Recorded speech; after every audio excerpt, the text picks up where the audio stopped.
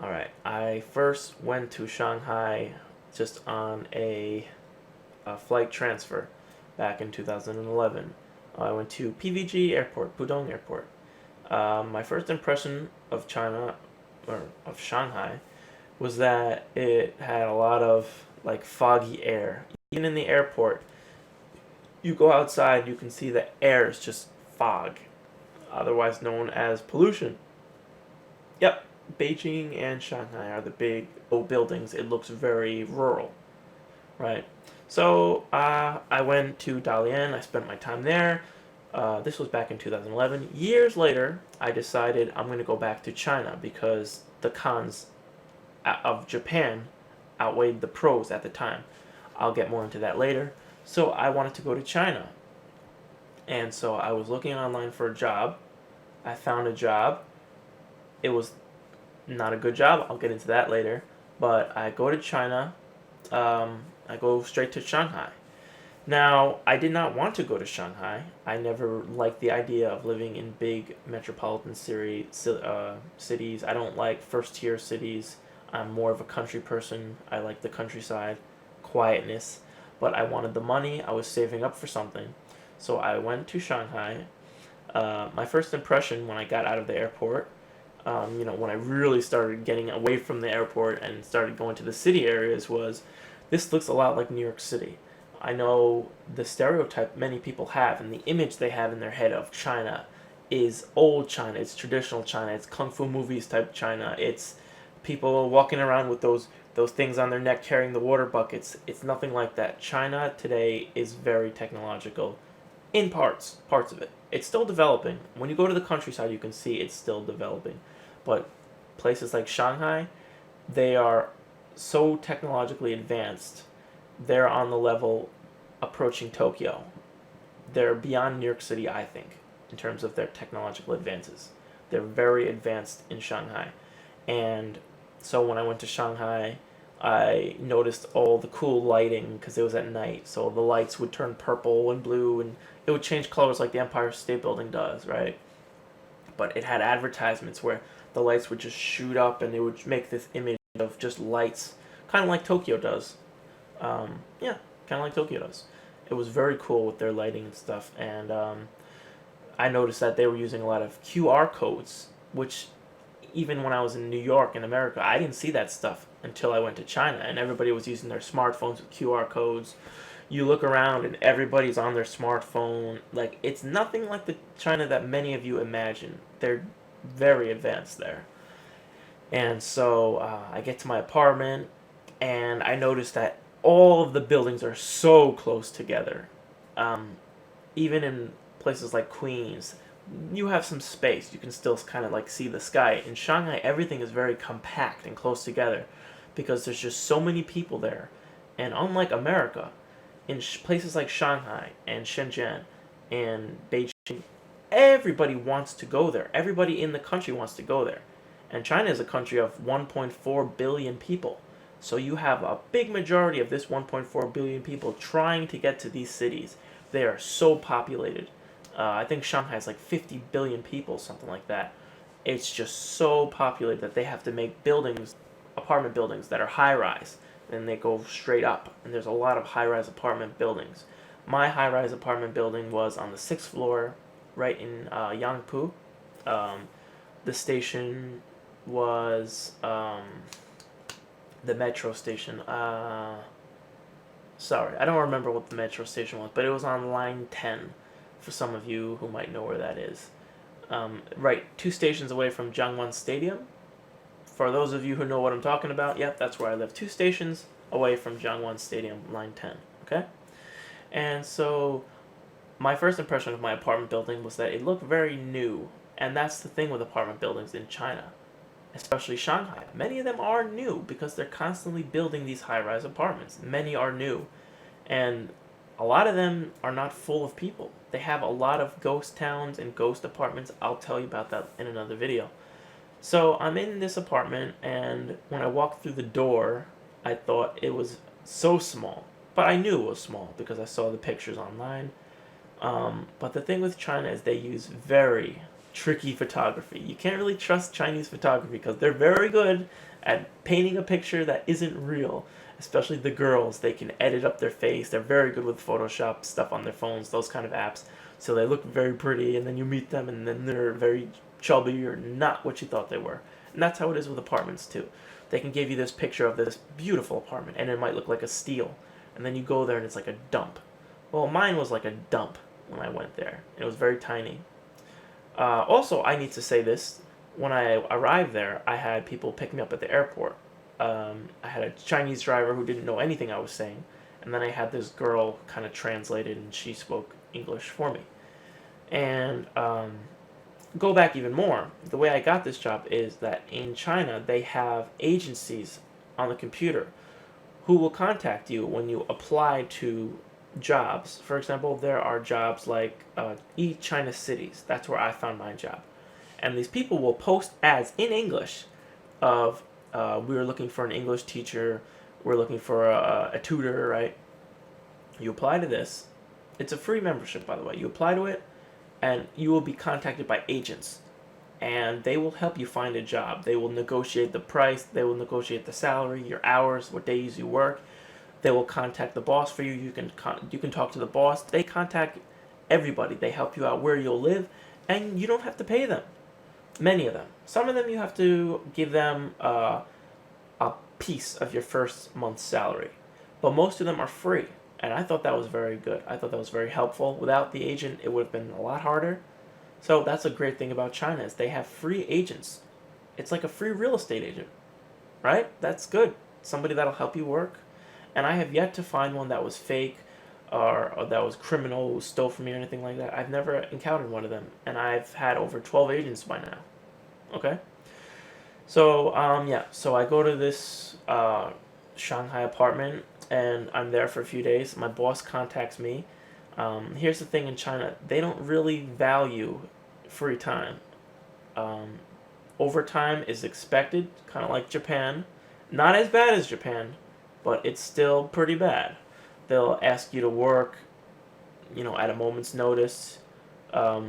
If you take days off, you need a doctor's note. You can't just say, "Oh, I'm sick. I'm not going to work today," and they're like, "Okay, nope." You need a doctor's note, or else that absence is like an illegal absence. They don't give you many of those. Okay.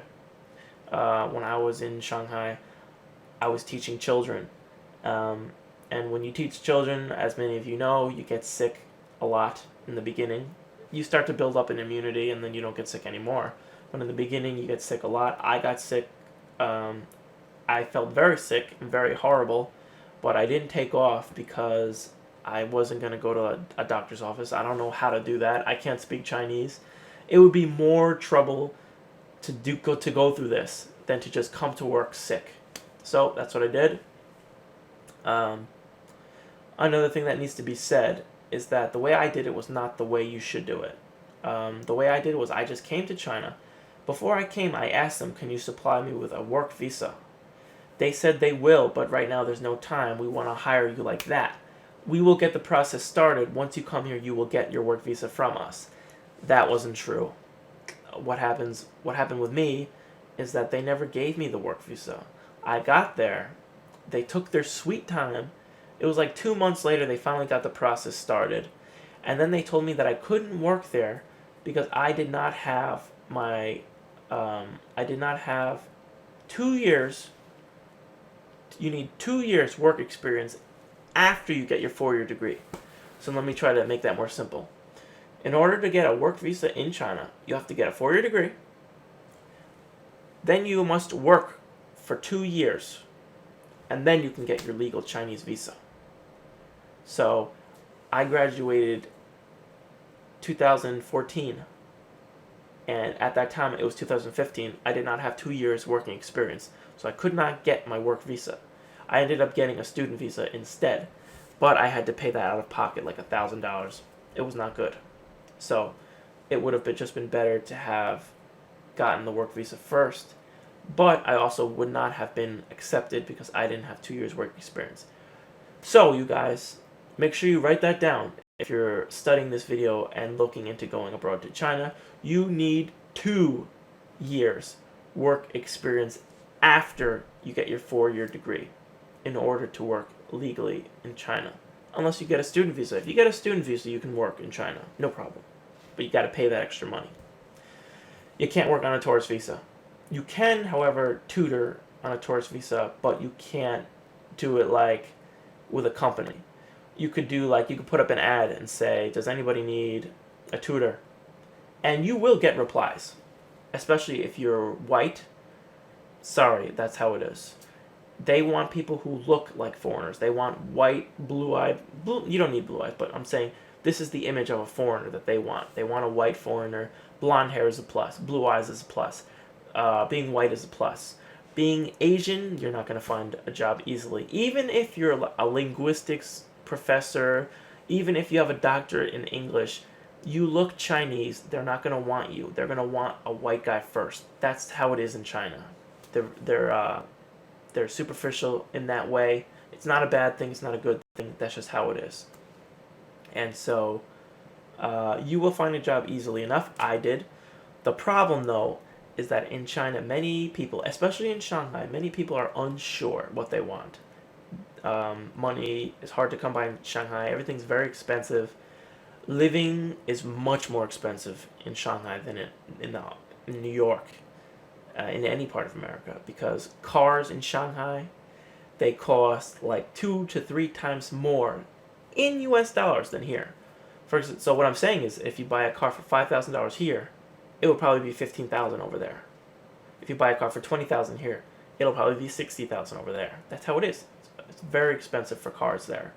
You also have to compete to get a license. You have to compete to get registration for your car. You need to compete for the license plates because so many people want a car in China that it's very hard. You're usually on a waiting list. And if you want to get a car that has different colors, you have to wait even longer.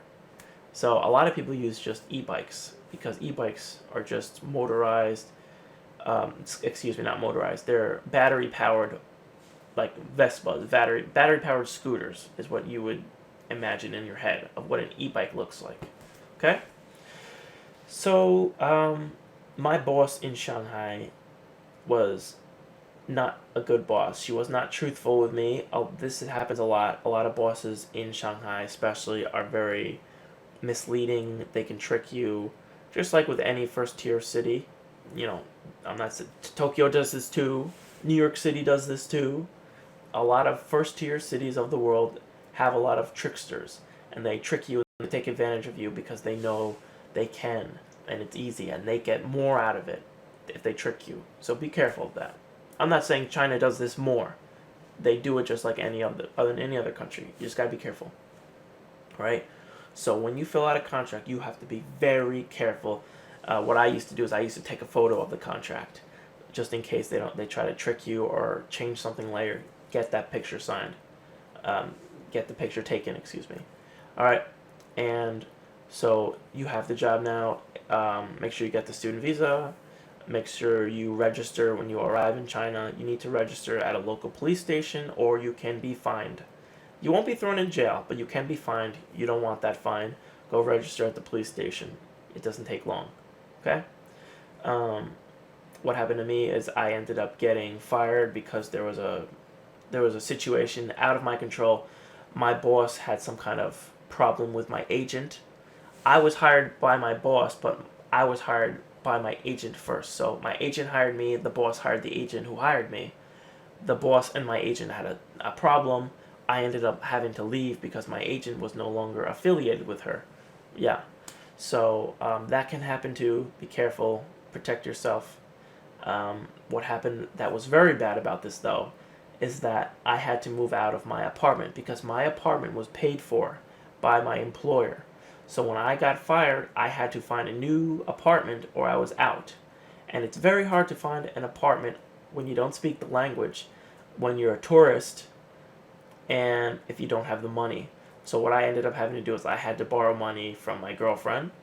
I had to have her sign the lease for the apartment, the new apartment.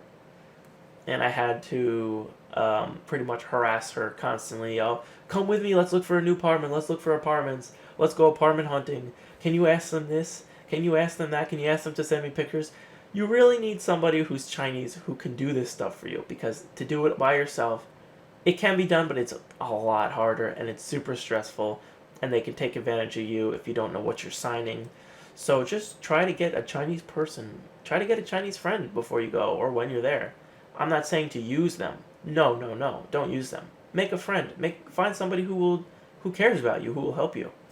And maybe you could offer them some money if you feel bad about it. Just say, "Hey, I'll give you some of this. I'll give you some money if you just help me find a new apartment," and I'm sure they'll be willing to. Or you could say, "I'll offer you some free English lessons if you come help me with this." Do it. They're happy to help. A lot of them are very nice people, and they're very generous, and especially towards foreigners. They'll be happy to do it. Okay, and so I had to find a new apartment. Once I got to this new apartment, I started looking for jobs again. Um, I went to each China cities again. So many agents will contact you. It's very easy to find work in China when you're a foreigner and a fluent English speaker. Forget about it. You will find agents all the time. You will get hired. It's not a question of, oh, maybe I'll go to China. Maybe time will run out. I won't find a job. No, you will find a job. I would apply to websites and I would get lots of responses the next day. I didn't have a good profile picture. I had a regular profile picture. I have long hair, see? In China, it's harder to find a job if you have long hair. I still never had a problem with it. You will find work. It's easy. As long as you have a 4-year degree. If you have a high school degree, I'm not sure if it'll be easy. If you have a 2-year degree, I'm not sure if it'll be easy. I have no experience with that. Although I have found a job just on a high school degree before. I have done it. I'm not saying that it was easy or I got lucky. I don't know. But I have done it. And it didn't take long. So yeah, just apply. You will get hired. Go to the interview. Look nice. You don't have to do anything like you do in America. You don't have to look them in the eye. You don't have to answer questions in this way where they kind of trick you. Like, if they'll say stuff like, "What is your greatest skill? What do you want out of the job?" They won't ask you stuff like that. They'll ask you, "How long do you plan to work here? How long do you plan to live in China?" They'll ask you these kinds of questions. They'll ask you, "Do you like kids?" Just be honest. But if you're like me and you don't like kids, don't be honest. Say, "Oh, I love kids. Oh, I plan to live in China all my life." I didn't plan any of that stuff, and I don't love kids or anything. There's nothing wrong with them. They're just not for me. I prefer to teach older people. But yeah. So that's another thing. In China, you have mainly two kinds of jobs that you apply for: working at a kindergarten, which you know what that is, and working at a training center. A training center is after school. It's when the kids get out of their regular school and their parents make them go to an after school just for learning English. I always felt really bad for these kids. If my parents ever did that, I would run away from home. So think of it. It's like all morning they're in school until like 2 or 3 p.m. and then they have to go to more school for several hours. How awful that must be. But that's what they do there. And so if you get a training center job, your hours are probably going to be around well, here's the thing. During the week when you work at a training center, the hours would be just like 9 to 5, 4 to 4, 8 to 4, 9 to 5, 8 to 4, 10 to 6, 9 to 6. These are the typical training center hours during the week. Excuse me. That's actually the weekends. Yeah, so on the weekends, that's your busy days at these training centers. They want you to be there all day because the kids are off. So the parents can bring them to these training centers early in the morning until afternoon. So during the weekend, you'll be at the school from 8 to 4, 9 to 5, 10 to 6, 9 to 6, whatever.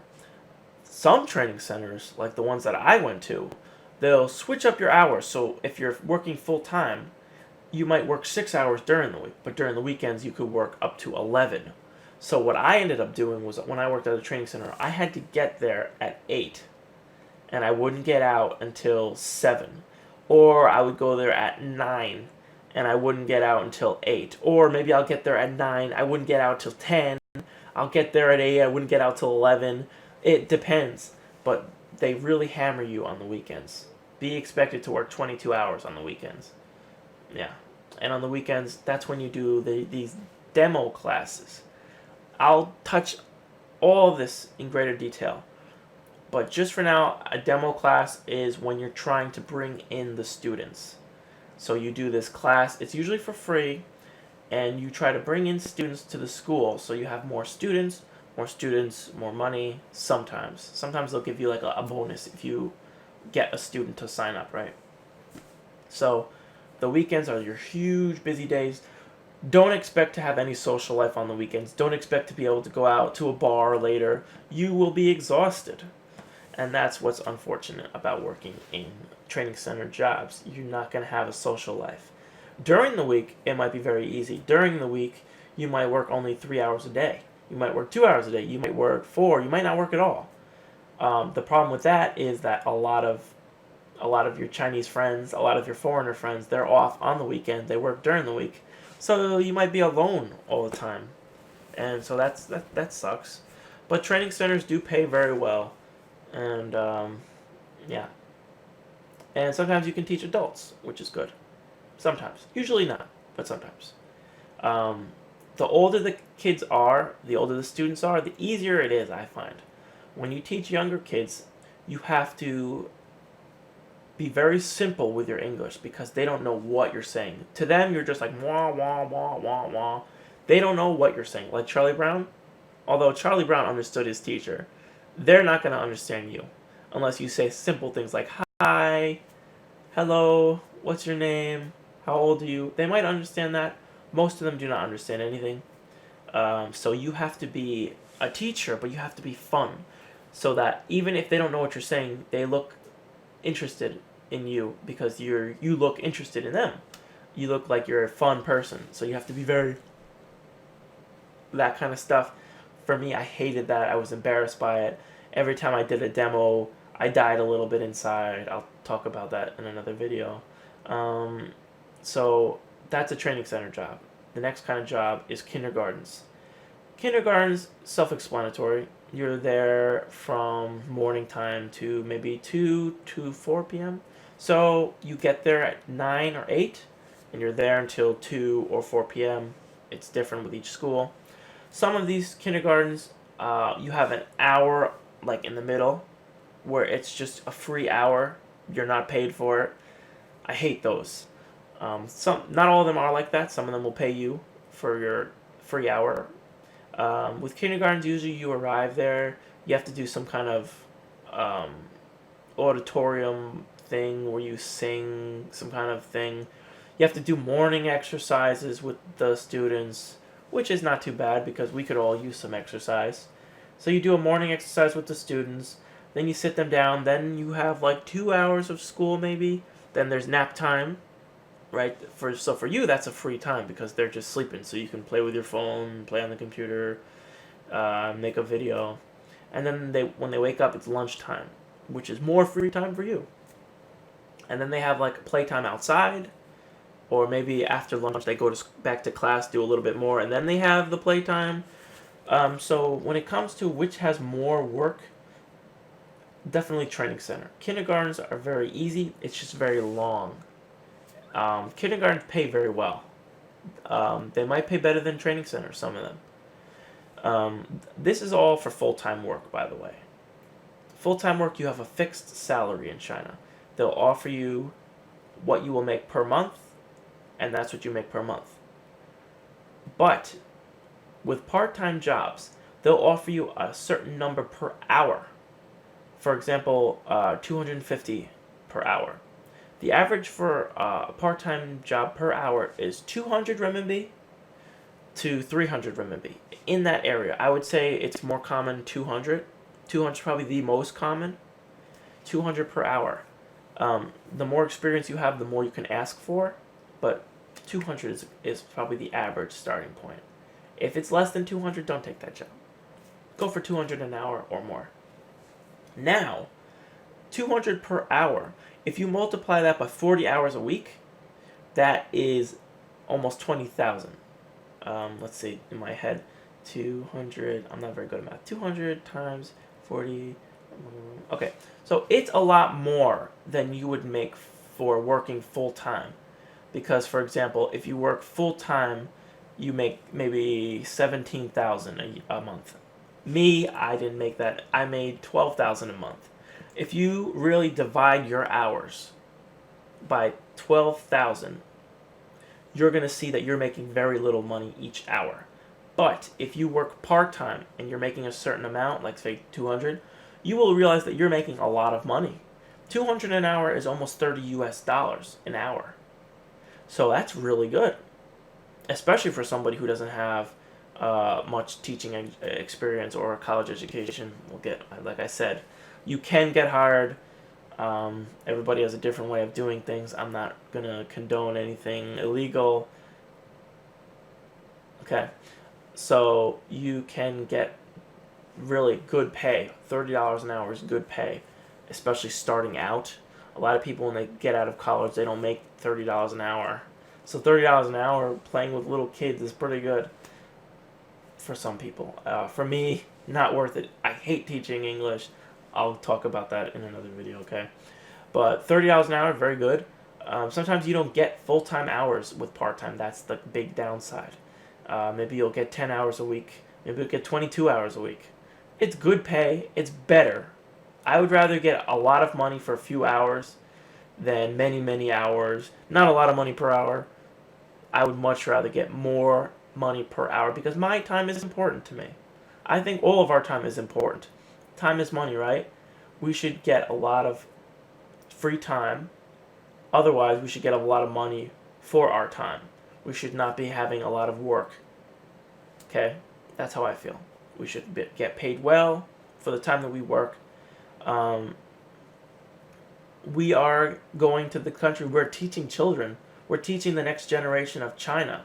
I would say that we deserve some free time. We need to have some time to relax. We want to travel. We want to go have fun. That's what traveling abroad is. You want to go see this new world and participate in their cultural activities. You know, celebrate their holidays. You want to meet girls, many of you, or meet guys. You want to go to bars. You want to meet other foreigners from other countries. You want to, Australian people. You don't meet many Australian people in America. You go to China, you'll meet Australian people. You'll meet South African people. You'll meet people from Spain and Europe and Britain. You'll meet people from all these different countries, and it's very cool. That's the cool part about traveling abroad is that you meet not just people in this country that you're going to, but you meet other people who are traveling abroad who have a similar passion to you. Their passion for traveling, their passion for China, their passion maybe for teaching English. So yeah. So kindergarten or training center. Another cool thing is that you work with people your own age. You work with other foreigners. So, for example, you're working with all these Chinese people, and then you have this other teacher who's a foreigner. You're gonna make friends with that person just because you have that in common that you're both foreign. So maybe every once in a while you just talk to the guy and be like, "Hey, man, China is pretty crazy, huh?" And you could just talk about it, and then you talk about how your country is compared to theirs. This is basically what all the free time is like when you're in China or when you're working and you have free time and you're in the back room with your other foreigner, just talking about how your countries are, talk about politics, talk about whatever, and time does go by fast. Another cool part about working in China is that so many people are interested in foreigners. They're still in that period where foreigners are very interesting. And hey, that's cool because eventually it's going to come to a time where you're not special anymore. And that's the thing, that when you work in China, you are pretty special. You're unique. You're like a celebrity. People will come up to you and want to take a photo with you. And that's happened many times to me. They will want to take a photo with you because you're foreign. They'll be like, "Hey, it's me and the foreign guy. Selfie, boom." They'll want to talk to you. "Where are you from? Why are you here? Do you like China?" They're very friendly about it too. They're not like, "Why are you in my country?" No. They're like, "Why are you here? Oh, do you like China? Oh, I want to be your friend." Sometimes they'll say that. So people always want to talk to you, and especially your coworkers. They'll talk to you. Maybe if you're a guy, one of your coworkers who's a girl will want to date you. Trust me, it happened at every job I've ever had. I've had a Chinese girl who wanted to date me. Every job, I swear. And it's not hard because a lot of them like the fact that you look different. They like the fact that you talk different. You're, if you're a white guy and you're a little bit tall, they like the fact that you're tall. They're interested in you. You're different.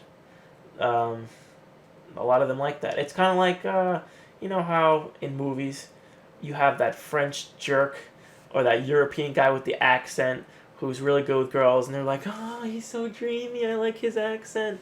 It's just like that over there for the most part. Of course, there are those who don't like foreigners, but most, I would say, like them. Most like foreigners. Okay? And so you can make friends very easily in China because they want to be friends with the foreign guy. They'll go places with you after work. They'll go to lunch with you. They want to eat lunch with you. That's another thing. When you eat lunch at school, your coworkers want to eat with you. If you are one of those people like me who want to eat by themselves, or you want to go out by yourself, you can, but it's annoying because they'll be like, "Are you sure you don't want to eat with us? Are you sure? Are you hungry? Are you sure?" You get a lot of "Are you sure?" So sometimes you just want to just do it just to stop the harassment. Okay. Paychecks in China. Usually you will get paychecks by an app called Alipay. Alipay is kind of like PayPal. It's how you get paid. If you know about PayPal, you'll understand it. If you don't know what PayPal is, basically you get funds into this app, and from this app you can transfer the funds to your bank account, or there are other ways to do it. Me, I didn't actually have a bank account in China, so I asked if I could just get it in cash. Usually they will be okay with that. It just takes a little bit longer. Alipay is instant. Like, for example, the day you get paid, boom, you get it on Alipay. If you get cash, sometimes you have to wait a few days for them to go to the bank. If you get a check, sometimes you need a few days. The thing with cash is that obviously it's dangerous to have cash because you can lose it. When it comes to Alipay, you can't drop your Alipay on the floor. You can't drop some Alipay out of your pocket on the train. Somebody can't pickpocket your Alipay from your shirt or your satchel. So Alipay is very good. And I think I've touched on everything for now.